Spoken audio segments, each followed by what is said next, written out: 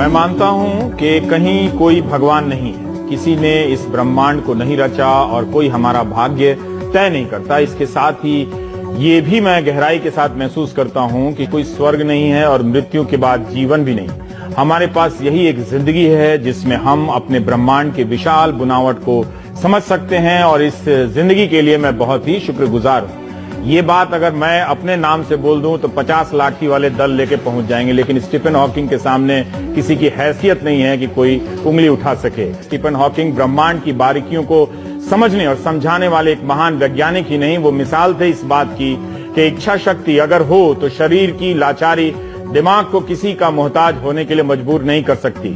जिस उम्र में कोई भी व्यक्ति सबसे ऊर्जावान होता है, उस उम्र में मोटर न्यूरॉन डिजीज नाम की लाइलाज बीमारी ने उन्हें घेरा।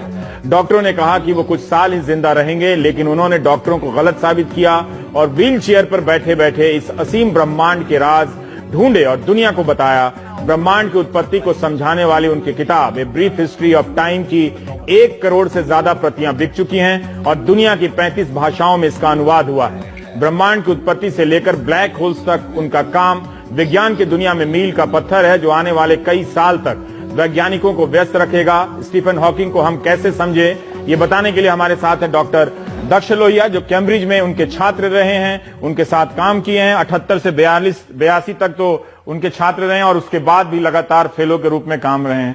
दक्ष साहब, आपका स्वागत।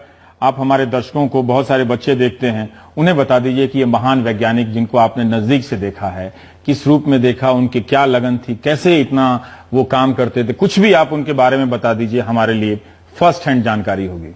हाँ, बहुत अच्छा वातावरण था वहाँ, लेकिन जब मैं पहली बार गया कैम्ब्रिज यूनिवर्सिटी में काम करना एक अलग ही वहाँ की अपनी मुश्किलें हैं।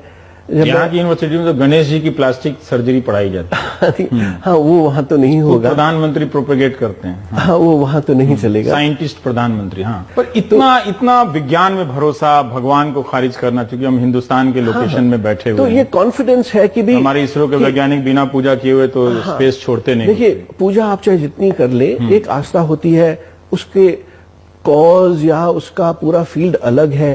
स्टीफन हॉकिंग इन चीजों को मिक्स नहीं करते थे। उस म्यूजिक के दौरान ही, उस म्यूजिक के पैशन से ही उनकी मुलाकात अपनी पहली पत्नी से हुई थी, जेन हॉकिंग से।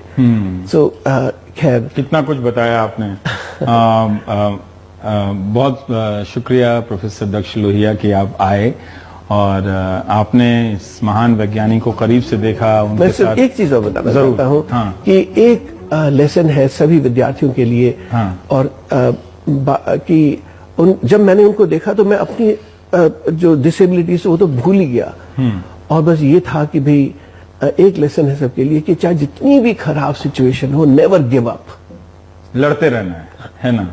तो लड़ते रहिए, कभी हार मत मानिए, जीत इंतजार कर रही है आप।